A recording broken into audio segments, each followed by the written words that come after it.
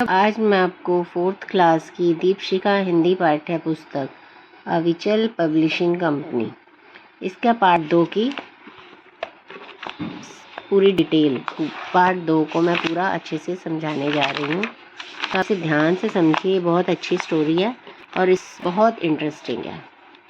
ठीक है, तो पार्ट 2 ठीक 5 बजे। अब इस कहानी में क्या क्या है आप ध्यान से सुनना, बहुत इजी और इंटरेस्टिंग कहानी है।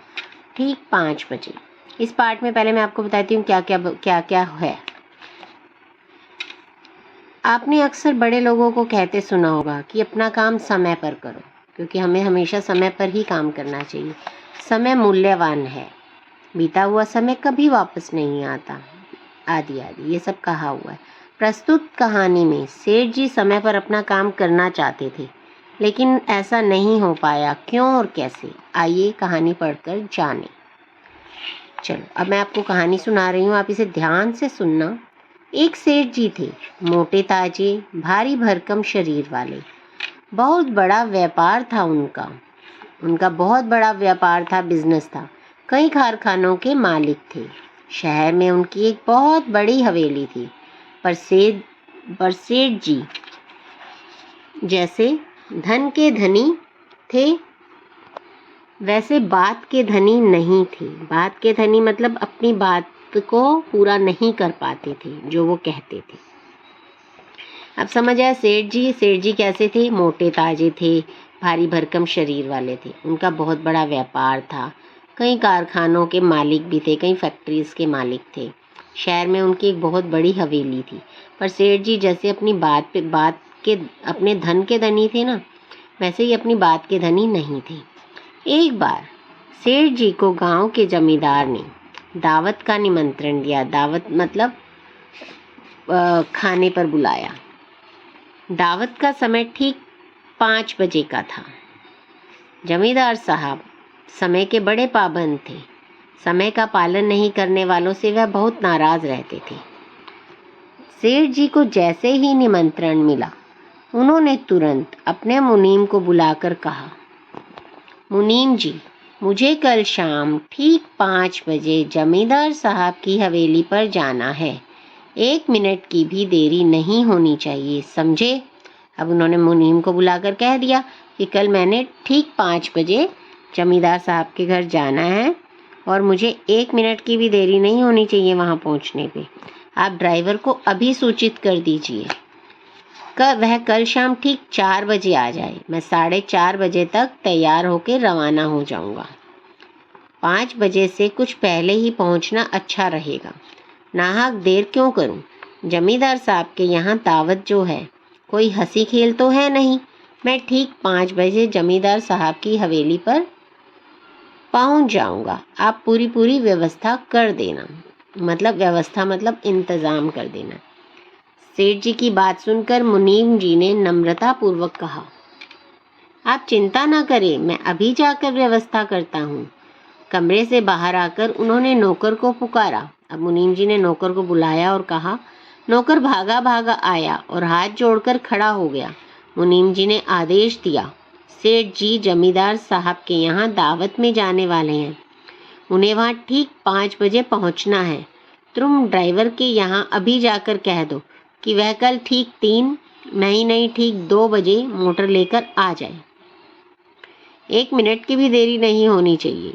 जाओ, अभी दौड़ते हुए जाओ, कहीं भी मत रुकना। जरा भी असावधानी हुई या बेवकूफ़ी हुई तो मैं तुम्हें नौकरी से निकाल दिया जाएगा। नौकर उसी समय ड्राइवर के यहाँ पहुंचा और बोला, देखो, कल सेठ जी को जमींदार के यहाँ दावत में जाना है। उन्हें वहाँ ठीक समय पर पहुंचना है, इसलिए तुम 12 नहीं ठीक 10 बजे ही मोटर लेकर आ जाना। तुम जल्दी आ जाओगे तो तुम्हारे लिए ही अच्छा रहेगा, समझ गए ना? जमींदार साहब के यहाँ दावत की बात उसने कई बार जोर देकर कही। ड्राइवर ने कहा, तुम बेफिक्र रहो, मैंने फौज में नौकरी की है। मैं बड़े बड़े साहबों का ड्राइवर रह चुका हूँ। मैं सवेरे ठीक 10 नहीं 8 बजे ही आ जाऊंगा। ड्राइवर ने ही रात में ही अपनी वर्दी अच्छी तरह धोकर इस्त्री कर ली। दूसरे दिन वह सुबह 8 बजे सेठ जी की कोठी पर पहुंच गया। 8:30 बजे तक मोटर धोकर कोठी के मुख्य दरवाजे के सामने खड़ी कर दी और मोटर में बैठे बैठे सेठ जी के आने की राह देखने लगा। 10 बजे तक वह सेठ जी की राह देखता रहा, क्योंकि नौकर ने 10 बजे का ही समय बताया था। बैठे बैठे दिन के 2 बज गए, पर सेठ जी का कहीं पता नहीं था। उसने नौकर से पूछा तो मालूम हुआ कि सेठ जी सो रहे हैं। ड्राइवर ने सोचा शायद आज दावत नहीं होगी, तभी सेठ जी निश्चिंत होकर सो रहे हैं। उसने नौकर से अपनी शंका प्रकट की। दोनों ने मिलकर यही तय किया कि आज की दावत रद्द कर दी गई होगी। बस फिर क्या था, ड्राइवर ने मोटर को गैरेज में बंद किया और अपने घर चला गया। यह सब करते करते 3 बज गए। सेठ जी ने ऊपर से ही मोटर की आवाज़ सुन ली थी। उन्हें यह जानकर प्रसन्नता हुई कि ड्राइवर 4 बजे से पहले ही आ गया। उन्हें लगा ड्राइवर तो आ ही गया है, क्यों ना कुछ देर और आराम करके चला जाए। फिर क्या था, सेठ जी दोबारा लेट गए। लगभग 4:30 बजे सेठ जी बगुले के पंख जैसी सफ़ेद धोती कुर्ते में कोठी से बाहर निकले, मगर मोटर का कहीं पता नहीं था। कुछ देर तक राह देखते रहे। तब उन्होंने मुनीम जी को बुलाकर पूछा। मुनीम जी ने नौकर से पूछा। नौकर ने बताया कि ड्राइवर तो सवेरे 8 बजे ही आ गया था। उसने 3 बजे तक आपकी राह देखी, नीचे से आवाज़ भी दी, किंतु जब आप नहीं आए तो यह समझकर कि आज दावत नहीं है वह घर चला गया। यह सुनकर सेठ जी के चेहरे पर हवाइयाँ उड़ने लगीं। उन्होंने मुनीम जी को बहुत डांटा। मुनीम जी ने नौकर को फटकारा और भागकर ड्राइवर के घर पहुंचा। ड्राइवर अपने घर में घोड़े बेचकर सो रहा था। जो नौकर के जोर जोर से हिलाने पर वह हड़बड़ा कर जागा और तुरंत तैयार होकर सेठ जी के यहाँ पहुंचा। जल्दी जल्दी सेठ जी मोटर में बैठकर रवाना हुए। उस दिन रास्ते में भीड़ भी अधिक थी। बहुत प्रयत्न करने के बाद भी जब सेठ जी जमींदार की हवेली पर पहुंचे तो उनकी घड़ी 5:30 बजा रही थी। हवेली का मुख्य द्वार बंद हो चुका था। पहरेदार ने फाटक खोलने से इनकार कर दिया। सेठ जी ने बहुत कहा, अपना परिचय दिया, अनुनय विनय मतलब विनती भी की, यहाँ तक कि 100 का नोट भी देने लगे, किंतु पहरेदार अपनी बात से टस से मस नहीं हुआ। उसने साफ साफ कह दिया कि जमींदार साहब का हुक्म है कि 5 बजे के बाद आने वालों के लिए फाटक किसी भी हालत में न खोला जाए। सेठ जी मन ममोसकर अपनी मोटर में बैठ गए। घर पहुंचने पर सेठ जी ने मुनीम जी पर 500 रुपये का जुर्माना ठोक दिया। मुनीम जी ने अपने ऊपर किए गए जुर्माने की रकम और ड्राइवर के वेतन से पूरी की। समय के पाबंद जमींदार साहब ने सेठ जी को फिर कभी किसी दावत में नहीं बुलाया। अब इसके शब्द अर्थ हैं। बात का धनी, अपनी बात का पक्का। दावत, पार्टी। पाबंद, नियम का पालन करने वाला। नाहक, बेकार में। हंसी खेल, आसान काम। व्यवस्था, प्रबंध। बेफिक्र, चिंता रहित। इस्त्री करना, कपड़े प्रेस करना। राह देखना, इंतज़ार करना या प्रतीक्षा करना। शंका, संदेह, आशंका। चेहरे पर हवाइयाँ उड़ना, बहुत अधिक घबरा जाना। घोड़े बेचकर सोना, निश्चिंत होकर सोना। अनुनय विनय, प्रार्थना करना या निवेदन करना। हुक्म, आदेश। जुर्माना ठोकना, जुर्माना लगाना। अब इस पाठ के प्रश्न उत्तर। सेठ जी को कहाँ से निमंत्रण मिला था?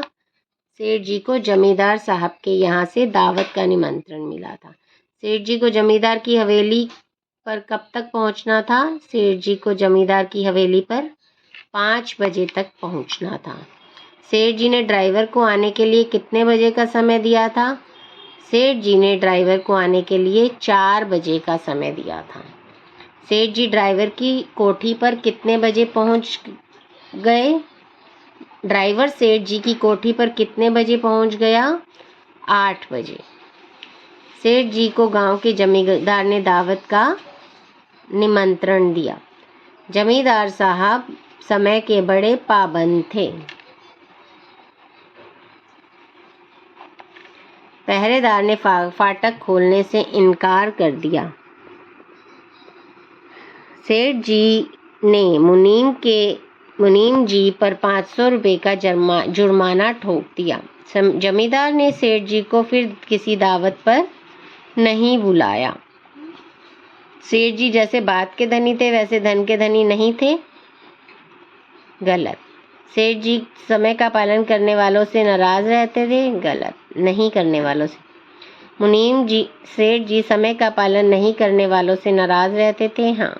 मुनीम जी ने नौकर से ड्राइवर को ठीक 2 बजे मोटर लाने को कहा। ठीक। दावत रद्द हो गई थी इसलिए सेठ जी निश्चिंत होकर सो रहे थे। गलत।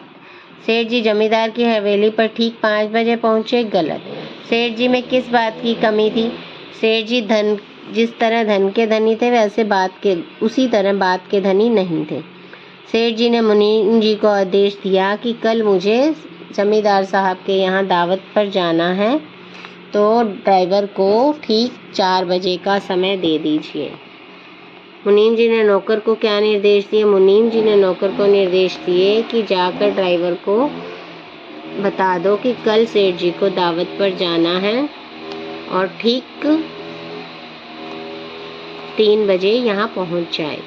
ड्राइवर ने नौकर से कहा कि ड्राइवर ने नौकर से कहा कि कल सेठ जी को दावत पे जाना है, तो तुम ठीक 10 बजे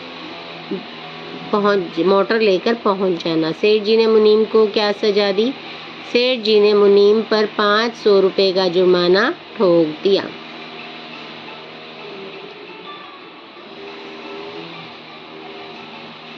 अब ये पाद्यांश पढ़िए और पूछे गए प्रश्नों का उत्तर दीजिए। ये पाठ में से ही है, वर्तनी शुद्ध करनी है।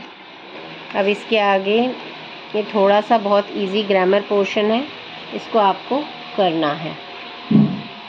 ठीक है। इसी तरह यहाँ पर हमारा ये पाठ ख़त्म होता है, पार्ट 2।